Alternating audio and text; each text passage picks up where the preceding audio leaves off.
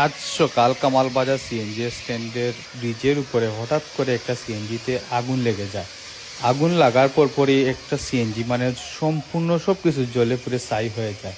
তো আসলে আমাদের যারা সিএনজি ড্রাইভার সকল আছেন বা ইয়ারা, তারা অবশ্যই মানে চেক করে নেওয়া উচিত বা মাসে মাসে এটা মানে দেখা উচিত যে ওই যে সিএনজি সিলিন্ডার যেটা আছে ওইটা সব সময় চেক করে রাখা উচিত। যদি কোনো সময় ত্রুটি থাকে ওইটা সমাধান করা উচিত, কারণ একটা ভুলের কারণে একটা জীবন, একটা গাড়ি, একটা মানে যাত্রী সবাই কিন্তু জ্বলে পুড়ে ছাই হতে পারে। যাই হোক, আল্লাহ রহমতে কোনো যাত্রী বা ড্রাইভারের কোনো ক্ষয়ক্ষতি হয়েছে না, তবে সিএনজিটা একদম পুড়ে ছাই হয়ে গেছে।